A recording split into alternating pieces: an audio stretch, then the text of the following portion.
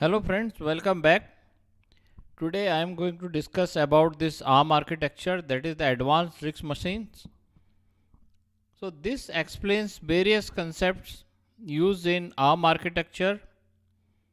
It includes ARM instruction set architecture, ARM family, ARM core, ARM profile, ARM device, etc. So this also discuss various important elements related to ARM architecture. As you know, there are billions of ARM devices being used in many applications, including industry, automotive, consumer, networking, etc. This requires various features to meet optimal cost, performance, and power. So, ARM was originally Acorn RISC machines. Let's try to understand various terms used in enhancing ARM features over several decades since 1990. Let's try to understand first scalar programming. So in scalar programming, let's assume that you need to add elements of two different arrays. Let's say one array is array is that set of elements, data elements, and B, and store the result to the third array. So normally if you use C program, you will just use some for loop and compiler will generate the corresponding assembly. So let's say following is the pseudocode to understand the same. This is not specific to any particular assembly. This is a pseudocode. So let's assume I is just one variable. I is initialized 0. It can be count. It can be anything. And loop. This is the loop so that it will come back to this. And it will basically load 132-bit first element, first data. Let's say it is integer, first integer, then load second integer, add, and then store in the corresponding location, and then increment the index and compare index with the 4 because it will go to 0 1 2 3, and if it is not equal to 4 it will go back to the loop and repeat again. So basically if you see the CPU cycles will be used in each iteration for loading these two variables, then adding, and then storing. So this is called normal scalar programming. So let's try to understand vector programming. So the operation described above can be achieved in a single instruction by ALU level parallelism. So with the ALU level parallelism, we use basically SIMD, single instruction multiple data instruction. So these instructions can process 432-bit data elements at a time using 128-bit SIMD register. So this kind of feature will be used for high performance requirement, and same thing can be done in a single shot. So this new data type is known as vector. Since we will be using this terminology later, so that's why I am describing it here. So this will reduce number of CPU cycles because of operation done in 4 iterations. Using scalar programming can be done now in single iteration here. You can see load vector A, load vector B, add, and store vector C. So and the other benefit is that since this is done at ALU level with the register, so there is nothing like some sort of synchronization. All those kind of things are not required, locking of data to achieve that kind of parallel performance that I discussed in my last blog. and related to the parallel performance. And another important elements basically including this, let's try to understand instruction support. So there are basically two type of instructions, and till ARM7 it was simply like arm and thumb, like arm is called like A32 ARM instruction set, instructions with 32-bit size, and these instructions can operate with 32-bit registers. And later that ARM64 was introduced, which can provide access to 64-bit register and data. So it includes signed and unsigned 32-bit and 64-bit multiply and divide instructions as well. So this is related to ARM specific. And there was thumb introduced in the beginning as a 16-bit instruction, and the idea was basically for better code density, and later thumb 2 was basically enhancement to this by adding 32-bit instructions. Now the mixture of these two, 16 and 32, is possible in thumb 2, and which combined the code density for better performance, and this renamed as T32 later. Now it is T32 for thumb instruction, having both like variable size instructions 16 and 32-bit. And this is the same thing we similar thing we discussed in power, we discussed in RISC architecture for this variable instruction length. And here this is that in T32. So now you have A32, A64 and T32. And other factor for this ARM architecture, like pipeline depth for performance purpose, cache, whether it is instruction cache, data cache, and unified cache, or basically these are basically specifications, different specifications we will see, and we will also see in the particular implementation whether done or not. So it depends on the particular device. MMU, virtual to physical translation.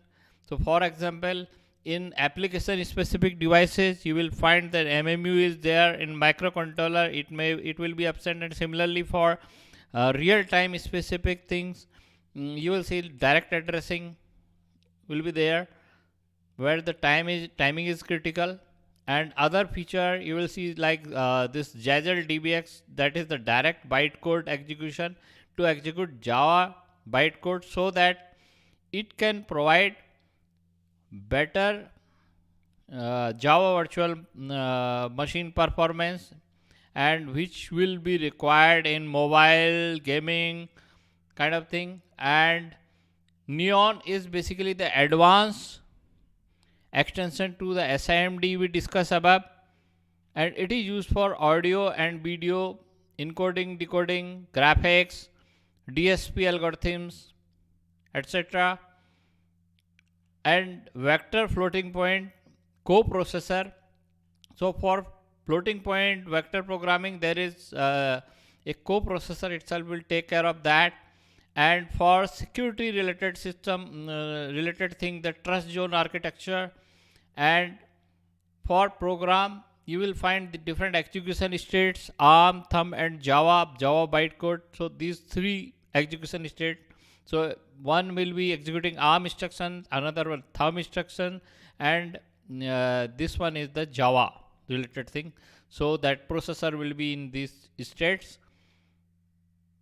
Okay, so these are some important terms which ARM ISI you will see. And let's see classic ARM processor.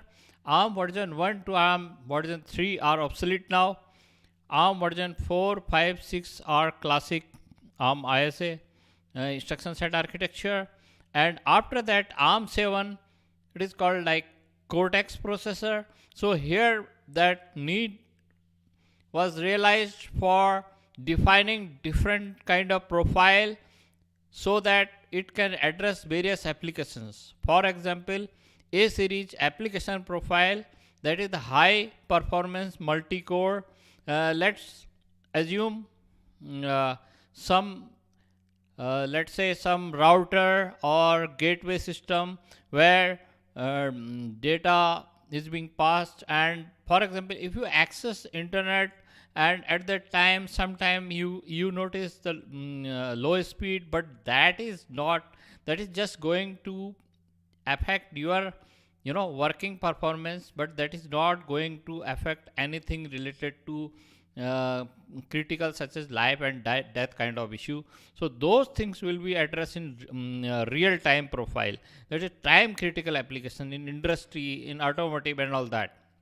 And similarly for low cost industry consumer related thing, M series, that is the microcontroller profile. Okay, so these three profile from ARM version 7 specification you will find that, and known as the Cortex A series, Cortex M series, Cortex R series. And ARM version 8A architecture, that is for A for application, again this is for microcontroller. And let's try to see various processor like in ARM, otherwise you may get confused. Let's try to see that different kind of nomenclature here. Let me try to explain you. So one thing you will notice that we use term ARM family. Just we saw that one term ARM profile. Here ARM family and ARM architecture specification, ARM ISA and ARM core. So one family, it is not necessarily that whatever is the family that will be the version. You can see here ARM3 family, but version is this, and similarly you can check anywhere ARM8 version is this. So when someone say ARM9 family, ARM11 family, so it doesn't mean that it is ARM version 11. So that is one difference here. Okay, so and similarly you can see below Cortex A, Cortex R family, Cortex A application family, Cortex M family. So that you will find here, and you need to see corresponding architecture. Then after the architecture, based on this specification, then there will be the core, and based on the core there will be a device. Basically here in this particular case up to core is discussed, and SoC we will discuss later below. So different kind of cores and their features, and you will, whatever I discuss, you will see that later here those were introduced. For example, this is that unified cache, and that here you will see the actual, this is the specification, one specification based on this family, and from the specification what it basically deploy, it is implementation dependent. Here T is basically your thumb, okay, D for debug kind of thing, and so unified, where sometime MMU is there, sometime MMU and other features you will, and after that ARM8 you will find new like pipeline related difference you will find there. Okay, different stage of pipeline in the implementation, and cache, and then corresponding performance on the rightmost side you will see that, and enhanced DSP instructions. Okay, so those kind of differentiation based on that particular implementation of the architecture. Okay, so this is, for example, if you take a look at ARM let's say M7, so microcontroller profile ARM version 7 M and EM, and then enhanced performance, and then thumb, and this vector floating point. Okay, so these kind of features are there. So this is the general thing, and here you will see Neon, SIMD, advanced SIMD, later in Cortex, A53. So you can see ARM version 8A specification, and this side family is Cortex A family, and that is 32-bit here. And similarly you will find here 64-bit family, that Cortex A72. So based on this name, you should be able to find out on which family it is and what is the basically ARM specification for that. Let's go back. So after that, I will give you one example of this, and let me try to reduce the size. And here the idea is, suppose if you see the specification, you get lot of things like, okay, what kind of instruction set will be used in the IAM ISA, what size, kind of debug architecture will be there, programming model, cache, decache, those kind of things, and addressing modes will be there. So based on the specifications, this is the architecture, actual ARM version 7 M architecture. And if you go further, based on this, then you will find Cortex M7, and there are Cortex M4 and other things, but this I am going to relate one particular device that you will come to know. So in this particular case, you will see that once the core is defined, so it has these features. Okay, so and you can find the core specification, how many ICAS line can have, all what can be the ICAS size and all decache size, everything in the specification. And the device vendor which follows that specification and implement that in the device, here NXP is basically implementing this in i.MX 1050 RT. This is that system on chip device, and here you can see this Cortex M7 core. This is the core part, and other part were added by the NXP. For example, connectivity related blocks, IP blocks there, eMMC, UART, I2C, SPI or whatever, and GPIO. Left side system related, whether debugging and all those kind of things, and multimedia, external memory, internal memory added to that. So ADC, DAC, CAN. So this becomes the complete chip of that. Okay, so this way you can see the specification in the beginning, then it is the core, and then it is the final chip SoC.